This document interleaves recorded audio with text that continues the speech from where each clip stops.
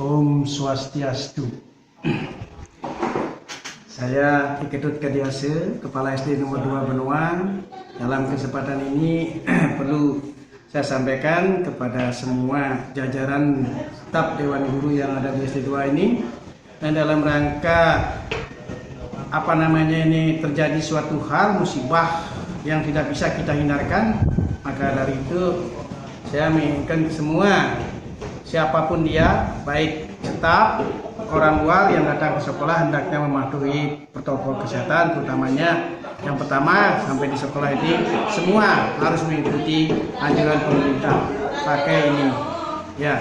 Dan yang kedua yang perlu juga saya sampaikan, kita ini harus memakai masker. Coba ini salah satu contoh, ntar guru saya biar memperlihatkan dirinya bagaimana cara yang baik, kemudian juga duduknya tidak boleh berdekatan, sehingga apa yang menjadi acuan dari pemerintah itu kita bisa ikuti dengan benar. Dan di samping itu yang perlu diketahui juga, dengan adanya masalah ini tentunya kita menghadapi tantangan yang sangat besar, di mana terutama kita sebagai seorang pendidik merasa khawatir kalau kita tidak bisa mengembangkan diri kita, terutama dengan belajar daring.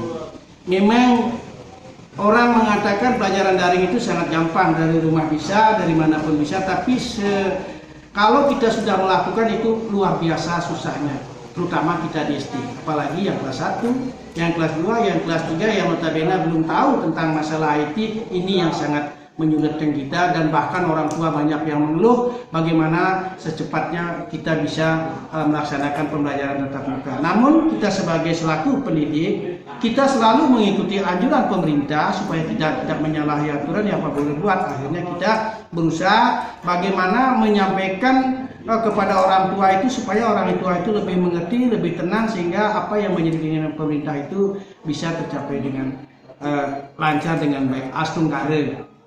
Di sekolah yang saya pimpin ini, selama ini guru-guru saya sangat luar biasa baiknya. Apa yang kita sampaikan, apa yang disampaikan oleh pemerintah, segalanya kita bisa lakukan. Namun secara jujur saya mengakui pelaksanaan itu tidak bisa dilakukan 100%. Mudah-mudahan 75% kita sudah jalankan. Namun kita selaku seorang pendidik tidak pernah menyerah. Seperti pepatah mengatakan, tidak ada rotan akan berguna, sehingga kedepannya apa yang menjadi keinginan kita bisa kita jalani dengan baik. Tentunya tidak lepas dari dukungan masyarakat, dukungan orang tua, pemangku pendidikan, pemerintah, kita semua. Nah, kira-kira itu yang perlu saya sampaikan. Nah, kemudian di dalam larangan ini mudah-mudahan nanti saya punya yang ada di dekat saya ini 2 guru yang paling berkompeten, nanti bisa menjelaskan larangan apa saja yang perlu kita lakukan supaya kita ini menyebarkan kepada masyarakat. Untuk itu saya akhiri dengan pramasati. Om Santi Santi Santi Om. Hal yang dilarang saat pandemi COVID-19 adalah yang pertama, duduk berdekatan. Bu Komar, duduknya jangan dikit Bu Komar. Iya Bu Made. Komar, pakai maskernya. Oh iya, saya lupa Bu. Nah, itu dong. Kita tetap jaga jarak ya Bu Made. Ya Bu Komar.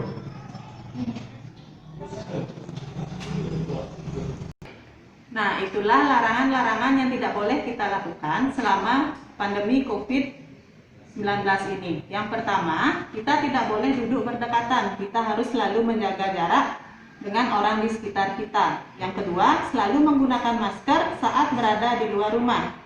Dan yang paling penting, harus selalu menggunakan hand sanitizer dan membawa kemana-mana saat kita bepergian. Terima kasih.